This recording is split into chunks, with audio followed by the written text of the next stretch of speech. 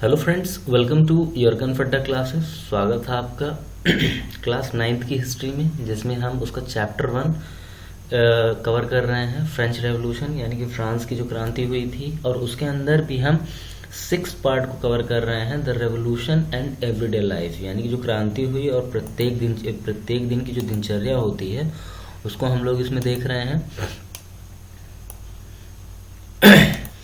तो इसमें जो है हम जो देख रहे हैं वो ये कि can politics change the clothes people wear, क्या जो राजनीति होती है वो लोगों के कपड़े पहनने के तरीकों को बदल सकती है। द लैंग्वेज दे स्पीक और द बुक दे रीड, क्या वो जो किताबें पढ़ते हैं या जो वो भाषा बोलते हैं, क्या ये चीज़ जो है चेंज कर सकती है politics. The years following 1789 in France saw many such changes in the lives of men, women and children। 1789 जो 1789 है 89 जो है, इसमें जो सबसे इम्पोर्टेंट चीज़ है वो ये है कि 1789 से पहले का दिन और 1789 के बाद का दिन जो है, वहाँ के पुरुषों, महिलाओं और बच्चों के जीवन में जो बदलाव आए हैं वो बहुत ही ड्रास्टिक चेंज थे, यानी कि बड़े स्तर के जो है चेंज थे। The revolutionary government took it upon themselves to pass the law that would translate the ideals of liberty and equality into everyday practice. ठीक है, वहाँ की जो रेवोल्यूशनरी गवर्नमेंट थी यानी कि क्रांतिकारी जो सरकार थी, उसने अपने कानूनों के माध्यम से लोगों को जो है लिबर्टी और इक्वालिटी यानी कि स्वतंत्रता और समानता जो है एवरीडे जो प्रत्येक दिन की प्रैक्टिस करने वाली दिनचर्या में लाने का कहीं ना कहीं प्रयास किया। One important law that came into effect soon after the storming of the Bastille in the summer of 1789, जब 1789 में जो है बास्टील की जो जेल को जब तोड़ दिया गया, ठीक है, एबोलिशन ऑफ सेंसरशिप, और सेंसरशिप को जो भी खत्म कर दिया गया। In the old regime all written material and cultural activities, books, newspaper, plays could be published or performed only after they have been approved by the censors of the king। दरअसल 1789 से पहले वहाँ की सिचुएशन ये थी कि वहाँ की जो सेंसरशिप थी वो बहुत ज़्यादा हार्ड थी। तो वहाँ पर ये किया जाता था कि कोई भी किताब लिखनी है, कल्चरल एक्टिविटीज़ करनी है, मटेरियल्स कोई लिखना है, न्यूज़पेपर लिखना है, प्लेज यानी कि जो नाटक वगैरह लिखने हैं, तो उसको जो है पहले सेंसरशिप के लिए यानी कि अप्रूवल लेना पड़ता था गवर्नमेंट से, कि गवर्नमेंट को कहीं ना कहीं ये ना फील हो कि उनकी मानहानि हो रही है या उनकी जो है बात को माना नहीं जा रहा है। Now the declaration of rights of man and citizen proclaimed freedom of speech and expression to be a natural right. अब जैसे कि जो ये डिक्लेरेशन जो होने के बाद, राइट ऑफ मैन का जो डिक्लेरेशन हो गया, उसके बाद जो है प्रत्येक नागरिक को फ्रीडम ऑफ स्पीच, कुछ भी बोलने का स्वतंत्रता था, जिसकी एक थोड़ी लिमिट होती है, ठीक है, जिसे एक्सेप्शन बोला जाता है, और वो एक तरीके का नेचुरल राइट हो गया, यानी कि प्राकृतिक अधिकार बन गया। Newspapers, pamphlets, books and printed pictures flooded the towns of France from where they travelled rapidly into the country side.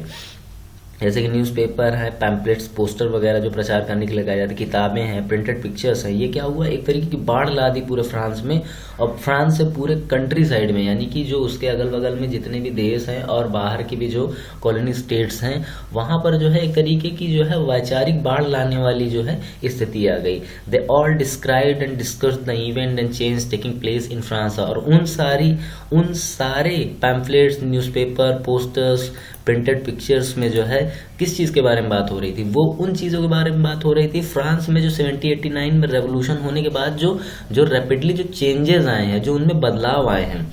They all described and discussed to event and change taking place in France. Freedom of the press also mean that opposing views of event could be express. ठीक है, freedom of speech का मतलब क्या है, उसका मतलब ये है कि कोई भी घटना अगर घट रही है या कोई भी गतिविधि हो रही है, तो उसके बारे में लोग अपनी राय क्या रखते हैं। ठीक है, each side sought to convince the other of its position through the medium of prints, plays, songs and festive procession attracted large number of people. ठीक है, इसका जो प्रत्येक साइड जो था, जैसे कि प्रिंट है, प्लेस है, प्लेस, सॉन्ग्स है, फेस्टिव प्रोसेसन, इससे क्या होता है, ज़्यादा से ज़्यादा भीड़ में, तादाद में लोग वहाँ पर आते थे और अपनी बातों को रखते और सुनते थे। This was one way they could grasp and identify which ideas such as liberty or justice that political philosophers wrote about at length in text which only handful of educated people could read. यहाँ पर और भी कई सारी चीज़ें थी, जैसे कि ये बड़ी बड़ी जो चीज़ें थी वो एजुकेटेड पीपल्स के लिए थी, जो पढ़े लिखे थे। बाकी लोगों के लिए क्या, देखिए Marat addressing the people, this is painting by Louis Leopold Boilly. दरअसल मराठ एक हैं जो एड्रेस कर रहे हैं, लोगों को बता रहे हैं चीज़ों के बारे में।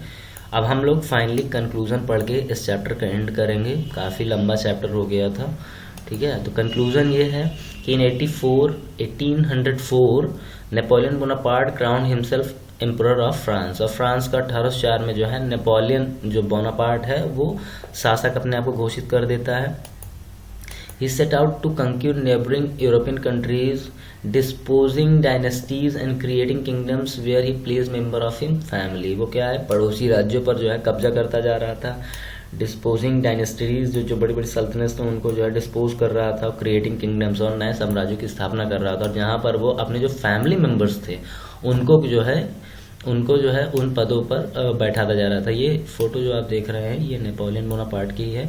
Napoleon saw his role as a moderniser of Europe, ठीक है। नेपोलियन जो है अपने आप को जो है आधुनिक निर्माण करता है यूरोप का, वो समझता था। उसे लगता था कि वो जो है मॉडर्नाइज कर रहा है यूरोप को ट्रैक पे ला रहा है। Introduce many laws such as the protection of private property and uniform system of weights and measures provided by the decimal system.